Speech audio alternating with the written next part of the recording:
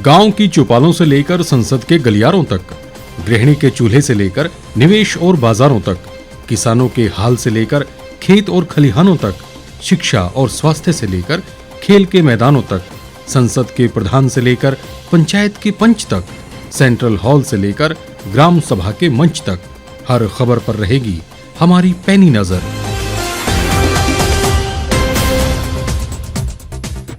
हिमाचल में जारी हुआ पंचायत चुनाव का रोस्टर, 3615 पंचायतों में एक साथ होंगे चुनाव।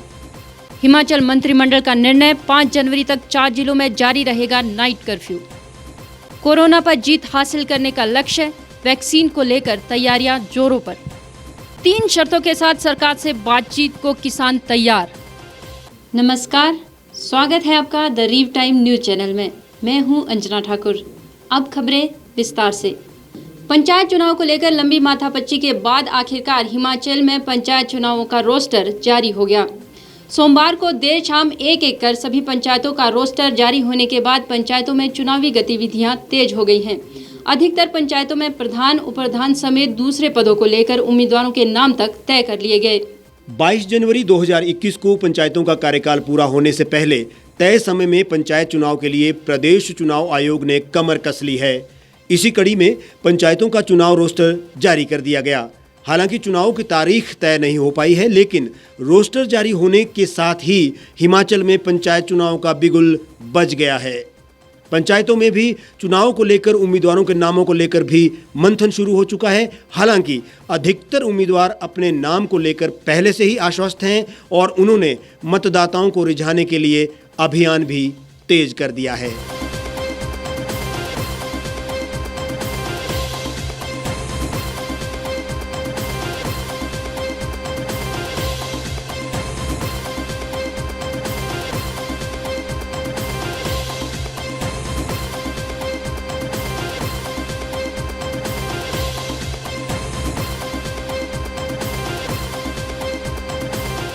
इस बार हिमाचल में 3615 पंचायतों में चुनाव होने हैं। इन पंचायतों में 41,384 वार्डों में प्रत्याशियों के बीच टक्कर होगी। इस साल प्रदेश सरकार ने कुल 412 नई पंचायतों का गठन विभिन्न जिलों में किया है। कुल 23 पंचायतें नए नगर निगमों, नगर परिषदों और नगर पंचायतों में शामिल की गई हैं। अब नई पंचायतों की संख्या 389 रह गई है। इसके साथ ही अब प्रदेश में 3615 पंचायतें हो गई हैं। पंचायतों में कुल 3615 प्रधान और 3615 उप प्रधानों का चयन होना है। वहीं चुनाव आयोग का दावा है कि पंचायत को लेकर आयोग की सभी तैयारियां पूरी हैं। कोरोना काल में भी सभी को मतदान करने की पूरी व्यवस्थाएं की जा रही हैं। राज्य चुनाव आयोग का जो संवैधानिक जिम्मेवारी है कि समय में चुनाव करवाए, उसके लिए राज्य चुनाव आयोग द्वारा जो पूरी तैयारियां होनी चाहिए वो इन कठिन परिस्थितियों में भी हमने लगभग पूरी कर ली है। चाहे वो इलेक्टोरल रोल बनाने का काम हो, चाहे चुनाव सामग्री को ज़िलों में भेजने का काम हो, वो सब पूरे समयबद्ध तरीके से हम लोग उसका पूरा अंजाम कर रहे हैं। लेकिन ये भी एक तथ्य है कि कुछ दिनों में राज्य में जो कोविड केसेस हैं उसमें भी इजाफा हुआ है और इस पर भी चुनाव आयोग की नज़र है। इसके विषय में हम लोग निर्णय लेने से पहले इस पर भी विचार करेंगे कि कोविड की स्थितियों को देखते हुए चुनाव के संबंध में क्या निर्णय लिया जाए।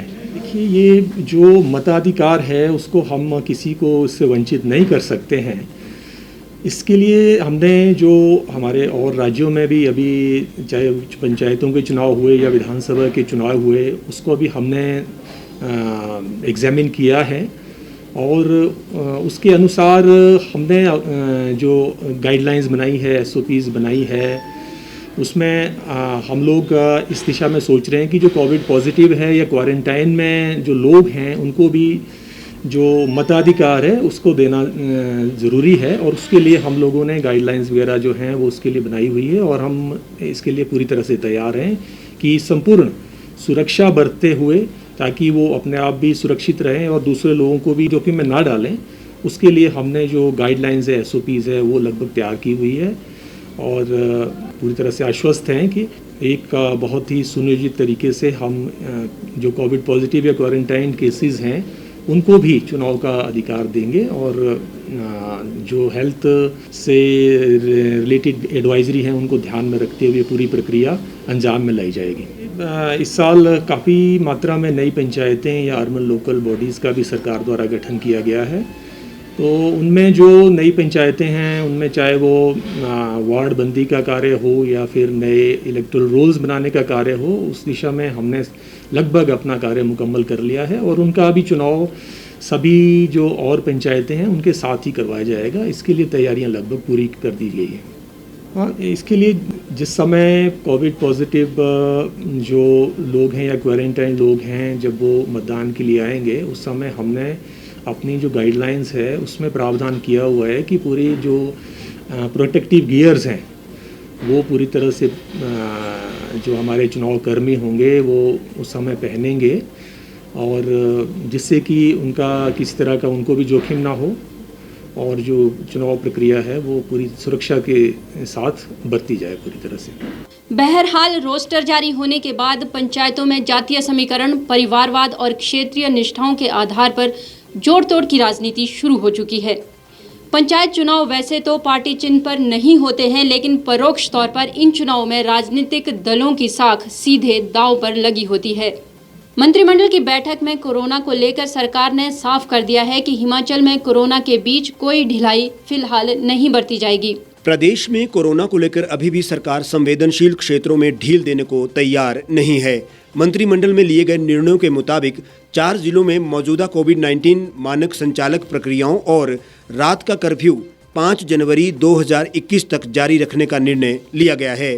साथ ही सरकारी विभागों में 5 डे वीक भी जारी रहेगा। बैठक में शिमला, नालागढ़, टांडा और नेर चौक में मेकशिफ्ट अस्पतालों को कार्यशील करने के लिए स्वीकृति प्रदान करने को भी अनुमति दी गई है। वहीं पेड़ काटने के लिए वन अधिकारियों की शक्तियां बढ़ाकर और कुछ क्षेत्रों को नियोजन अधिनियम से बाहर कर सरकार ने आम आदमी को राहत जरूर प्रदान की है।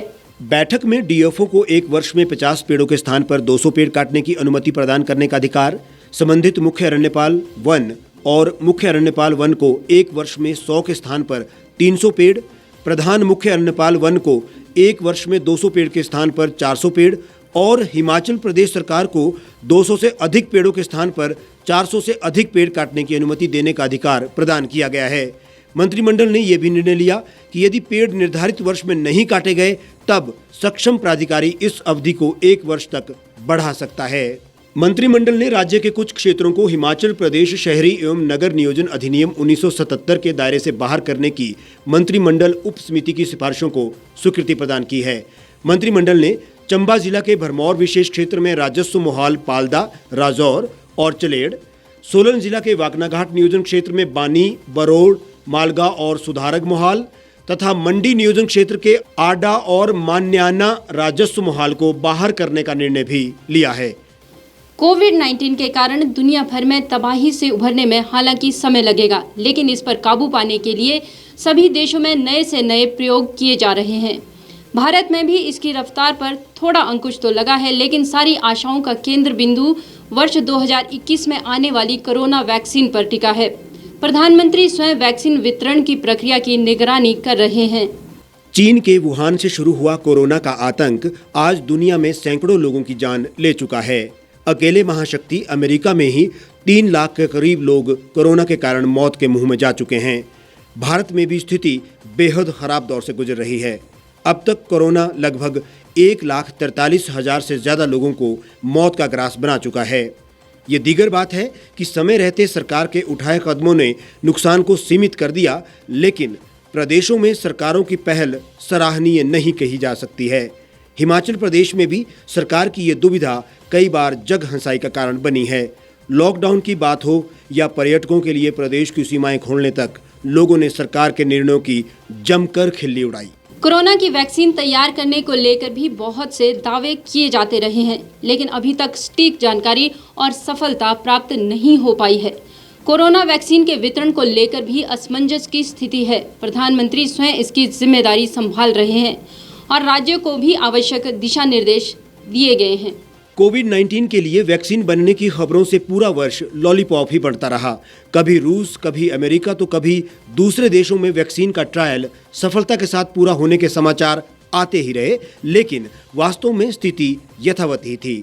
भारत में भी समय समय पर ऐसी खबरें आती रही और केंद्र सरकार ने भी वैक्सीन को लेकर बहुत से दावे किए, लेकिन अब प्रधानमंत्री नरेंद्र मोदी ने स्पष्ट कर दिया है कि 2021 में कोरोना के लिए वैक्सीन का वितरण हो जाएगा।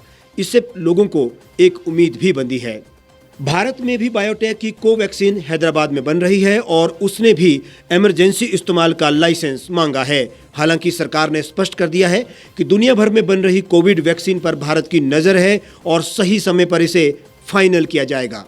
हिमाचल में भी कोरोना वैक्सीन को लेकर सरकार तैयार है, लेकिन लोगों के बीच सरकार के कोरोना से सुरक्षा के लिए जारी दिशा निर्देशों पर खासा अमल होता नहीं दिख रहा है। वैक्सीन वितरण को लेकर 140 करोड़ के भारत में खासी माथापच्ची रहेगी, इसमें संदेह नहीं है। हालांकि प्रधानमंत्री ने स्वयं वैक्सीन के वितरण का जिम्मा संभाला हुआ है और राज्यों को भी इसके लिए मुशक्कत करने को कहा है। कोरोना की वैक्सीन पहले किसे दी जाएगी, उसके वितरण का प्रारूप क्या रहेगा, इस पर भी गाइडलाइन तैयार की जा रही है और सभी राज्यों ने इस पर नोडल अधिकारी नियुक्त करके प्रक्रिया को अपनाने की मुहिम शुरू भी कर दी है। इधर हिमाचल प्रदेश में भी कोरोना की रफ्तार पर कुछ अंकुश तो लग गया है, लेकिन ना तो लोग ही इसके प्रति गंभीर नजर आ रहे हैं और न ही सरकार की सख्ती धरातल पर दिख रही है। सरकारी बसों में पहले 50% सीटों के साथ बैठने की बात हुई, लेकिन इस निर्णय के अगले दिन से ही बसों में सवारियां खचाखच भरकर ढोई गई। ना तो सोशल डिस्टेंसिंग का पालन हो रहा है और ना ही मास्क को पहनने की औपचारिकताओं को लोग पूरा कर पा रहे हैं। पुलिस की सख्ती शिमला में मात्र रिज और मॉल पर ही देखने को मिल रही है। लोग इस पर क्या कहते हैं, आइए देखते हैं। हमारी गवर्नमेंट ने पहले रूल बनाया था कि जो हमारे बॉर्डर्स थे जितने भी, वो सब सील किए गए थे और एकदम से वो जो है बॉर्डर्स खोल दिए गए हैं। उसके बाद जो मेन है, चलो बॉर्डर्स खोलने भी ज़रूरी थे, पर उसके बाद है कोई चेक नहीं उस पर रखा गया हमारा। और जो है पर्यटक बिना किसी चेकअप के आ रहे हैं, उनको कोई पूछ नहीं रहा है, कोई मास्क लगा रहा है, कोई मास्क किसी ने नाक के नीचे रखा है। तो जो प्रोटोकॉल्स थे वो फॉलो नहीं किए गए हैं। उस वजह से जो है एक जो कोरोना का ये संकट है वो बढ़ता गया है और शायद अगर प्रोटोकॉल नहीं फॉलो करेंगे तो ये आगे भी बढ़ता ही रहेगा। तो ज़रूरी यही था कि अगर हमें बॉर्डर्स खोलने थे, पर्यटन को बढ़ावा देना था, तो उसके लिए कुछ एक चीज़ें बनाई जाती, कुछ रूल्स बनाए जाते हैं जो सब जो है फॉलो करते हैं हमारे जो बाहर से आने वाले लोग और जो हमारे यहाँ के रहने वाले लोग हैं वो भी। मेरा नाम उर्वशी कश्यप है। सर देखिए, जैसे कोरोना चला है आजकल, तो उसके चलते हमें जो है प्रिकॉशंस लेने पड़ रहे हैं। सबसे पहले ये कि लोग जो है मास्क को भी है जो है प्रॉपर तरीके से नहीं पहन रहे हैं, उसको प्रॉपर तरीके से नहीं लगा रहे हैं। साथ में जो सोशल डिस्टेंसिंग है, बाज़ार जाते हैं, सब्जियां वगैरह लेने जाते हैं, वहाँ पे भी कोई सोशल डिस्टेंसिंग नहीं है। प्लस बसेज़ में जाते हैं, बसेज़ में भी जो है सोशल डिस्टेंसिंग का ध्यान रखने के लिए कहा गया था, जो सरकार का आदेश था, बट उसमें भी जो है सोशल डिस्टेंसिंग नहीं है। कि जब लोग घर से बाहर निकलते हैं तो सिर्फ पुलिस वालों के डर से या फिर बस थोड़ी देर के लिए लगाएंगे मास्क, जब तक कि वो मतलब अपनी जगह पे नहीं पहुंच जाते हैं, मतलब दिखाने के लिए लगा रहे हैं। बाकी उनके लिए कोई डर नहीं है अब लोगों में। तो जो सोशल डिस्टेंसिंग है वो भी नहीं है, बिल्कुल भी नहीं है लोगों में। सर मेरा नाम अवनीश है। गवर्नमेंट ने जो पॉलिसी बनाई थी वो सिर्फ कागज़ों तक ही सीमित है, बाकी फाइनली उसको इम्प्लीमेंट नहीं हुआ है। जब भी मैं सुबह बस में आता हूँ ऑफिस के लिए, तो बस में क्या होता है कि आपका बस में सवारियाँ बड़ी बिल्कुल खचाखच भरी होती हैं, एक दूसरे के ऊपर लोग चढ़े होते हैं, इवन खड़े भी होते हैं लोग। प्राइवेट बसेस वाले हैं वो भी फुल भर के लेके जा रहे हैं सवारियाँ। अब पीछे जैसे नोटिफिकेशन निकाली थी गवर्नमेंट ने कि 50% ही अलाउड होगा, लेकिन उसका कोई पालन नहीं हुआ, कोई फॉलो नहीं हुआ, कोई मतलब ऐसे ही रह गया। जो बनाए थे रूल्स वो रूल्स के रूल ही रह गए, बाकी फॉलो किसी ने नहीं किया। और सैनिटाइज़र का प्रॉपर प्रयोग नहीं कर रहे हैं और सोशल डिस्टेंसिंग का जैसे आपने बोला, तो सोशल डिस्टेंसिंग को भी फॉलो नहीं कर रहे हैं। तो इस तरह से तो दिक्कत हो जाएगी, अभी हो ही रही है। वैसे तो कितने केसेस हमारे हिमाचल में अभी रिसेंटली पिछले 1 महीने में काफ़ी केसेस बढ़े हैं, बहुत सारे केसेस। अब तो बाहर निकलने के लिए भी इवन हमें ऐसा सोच के निकलना पड़ता है कि बाहर जाएं कि ना जाएं, पता नहीं क्या हो जाएगा कल को हमारे साथ। तो थोड़ा सा वो डर बना रहता है। तो अब वही है, सरकार से यही निवेदन है कि जो पॉलिसीज़ बनाई हैं उनको स्ट्रिक्टली फॉलो भी करवाएं, क्योंकि जब भी बसेज़ में घुसते हैं तो ऐसा लगता है उनकी बड़ी स्मेल सी चली होती है, कूड़ा करकट ऐसे पड़ा होता है।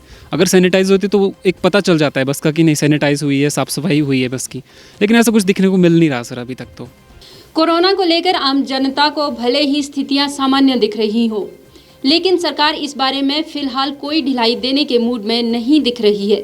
कोरोना को लेकर सरकार की चिंता मंत्रिमंडल की बैठक में भी नजर आई। यही कारण है कि सरकार ने 4 जिलों में ना तो नाइट कर्फ्यू में कोई ढील दी और ना ही सरकारी कर्मचारियों के 5 डे वीक में कोई बदलाव किया। केंद्र की मोदी सरकार द्वारा पास किए गए 3 कृषि कानूनों के खिलाफ आंदोलित किसानों ने कहा कि वह सरकार से बातचीत करेंगे, लेकिन 3 शर्तों के साथ। वहीं सोमवार को केंद्रीय कृषि मंत्री नरेंद्र सिंह तोमर ने कहा कि किसानों के साथ वार्ता की अगली तारीख तय करने को लेकर सरकार लगातार किसानों से संपर्क में है। केंद्र की मोदी सरकार द्वारा पारित किए गए 3 कृषि कानूनों के खिलाफ किसानों के आंदोलन का आज 20वां दिन है। सरकार और किसानों के बीच अब तक 5 वार्ताएं हुई जो बेनतीजा रही हैं। गौरतलब है कि किसान संघों ने केंद्र के 3 कृषि कानूनों के खिलाफ अपना आंदोलन तेज कर दिया है। उन्होंने सोमवार को 1 दिन की भूख हड़ताल भी की। बता दें, प्रदर्शनकारी किसानों की 40 यूनियनों के प्रतिनिधियों के साथ सरकार की बातचीत की अगुवाई मंत्री तोमर कर रहे हैं। इसमें उनके साथ केंद्रीय वाणिज्य और उद्योग एवं खाद्य मंत्री पीयूष गोयल और वाणिज्य और उद्योग राज्य मंत्री सोम प्रकाश शामिल हैं। केंद्र और किसान नेताओं के बीच अब तक हुई 5 दौर की वार्ताएं बेनतीजा रही है।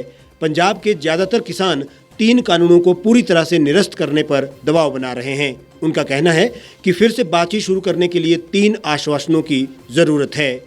किसानों ने क्या रखी हैं शर्तें, उन्हें जान लेते हैं। पहली शर्त में बातचीत पुराने प्रस्तावों पर नहीं हो सकती है, जिसे कृषि संघ पहले ही खारिज कर चुके हैं। दूसरी, सरकार को एक नया एजेंडा तैयार करना चाहिए। और तीसरी, बातचीत कृषि कानूनों को निरस्त करने पर ही केंद्रित होनी चाहिए। इसके साथ ही किसान नेता और पद्मश्री भरत भूषण का कहना है कि सरकार द्वारा बनाया गया किसान बिल किसानों के खिलाफ नहीं है। किसानों को इस बिल पर गौर करने की जरूरत है। किसान भाइयों, मैं पद्मश्री डॉक्टर भरत भूषण त्यागी किसान भाइयों से अपील करता हूं कि भारत सरकार के द्वारा खेती में जो नए कानून बनाए गए, उनके बनाने की जरूरत भी इसलिए थी कि देश में जो भी कृषि कानून थे उनके आधार पर खेती की उपेक्षा होती रही और किसानों की आमदनी नहीं बढ़ पाई, बल्कि कर्जे बढ़ते गए। इसलिए भारत सरकार ने सोचा कि किसानों की आय में गुणात्मक वृद्धि के लिए किस प्रकार से वो विकल्प खोले जाएं जिनके आधार पर किसानों की आमदनी हमेशा बढ़ती रहे और खेती का सम्मान हो। इसके लिए एमएसपी पर और आवश्यक वस्तु अधिनियम और कॉन्ट्रैक्ट फार्मिंग पर देश पर आज बड़ी चर्चा का और बहस का मुद्दा है। तो मैं तीनों विकल्प पर आपका ये ध्यान दिलाना चाहता हूँ कि एमएसपी से ज़्यादा कीमत मिलने की संभावना है। फार्मर प्रोड्यूसर कंपनी एक्ट के ज़रिए आप अपनी एक समानांतर व्यवस्था, जिसमें आप उत्पादन के प्रबंधन से लेकर बाजार बिक्री तक इसमें जुड़ सकते हैं, ये विकल्प खुला है। इसमें एमएसपी डाइल्यूट नहीं होगी, कमज़ोर नहीं होगी, बल्कि एमएसपी से ज़्यादा मिलने की संभावना है। दूसरी बात कि जो अब आवश्यक वस्तु अधिनियम है उसमें ये ध्यान रखा गया है कि किसी भी प्रकार भंडारण अव्यवस्थित ना हो और किसानों को कहीं भी किसी भी फसल को बेचने में और कहीं भी किसी प्रकार की कीमत ना मिलने में असुविधा ना हो। तीसरी बात ये रखेगी कि कॉन्ट्रैक्ट फार्मिंग में जो अनुबंध होगा वो फसल का होगा, ज़मीन का नहीं होगा। इसमें किसानों को चिंता करने की ज़रूरत नहीं है कि उनकी ज़मीन चली जाएगी या वो अपने खेतों में मजदूर की तरह से काम करेंगे, बल्कि भारत सरकार कंपनी एक्ट के जरिए फार्मर प्रोड्यूसर कंपनी या फार्मर प्रोड्यूसर ऑर्गेनाइजेशन बनाकर साझे की खेती करते हुए आप भी कंपनियों की तरह उभर सकते हैं। ये खेती के लिए एक नया आयाम खुला है, जिसमें गांव में रोजगार के अवसर भी बढ़ेंगे, आर्थिक विकास भी होगा। मेरी आपसे अपील है कि इस संदर्भ में आप गहन मंथन चिंतन के साथ में सरकार का साथ दें। पीएम मोदी ने संसद की नई इमारत का शिलान्यास किया है। सरकार और अधिकारियों के अनुसार संसद के बढ़ते काम के कारण एक नई इमारत के निर्माण की जरूरत महसूस की गई। भारत की लोकतांत्रिक विरासत को दर्शाया जाएगा।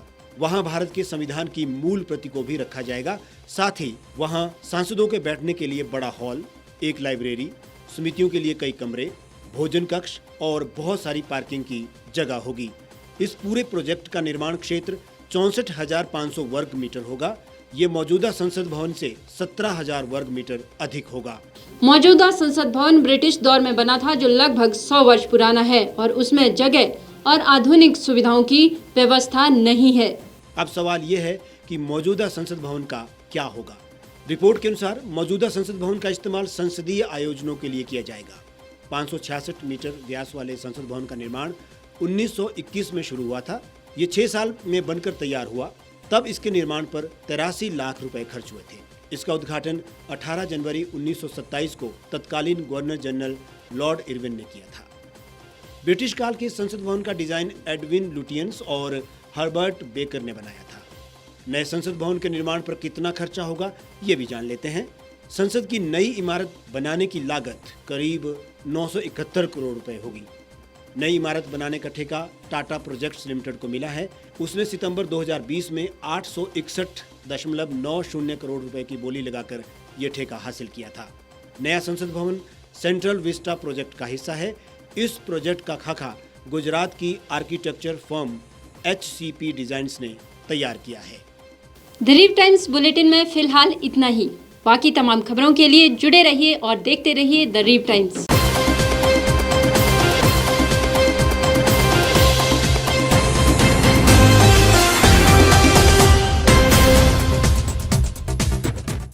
गांव की चौपालों से लेकर संसद के गलियारों तक, गृहिणी के चूल्हे से लेकर निवेश और बाजारों तक, किसानों के हाल से लेकर खेत और खलिहानों तक, शिक्षा और स्वास्थ्य से लेकर खेल के मैदानों तक, संसद के प्रधान से लेकर पंचायत के पंच तक, सेंट्रल हॉल से लेकर ग्राम सभा के मंच तक, हर खबर पर रहेगी हमारी पैनी नजर।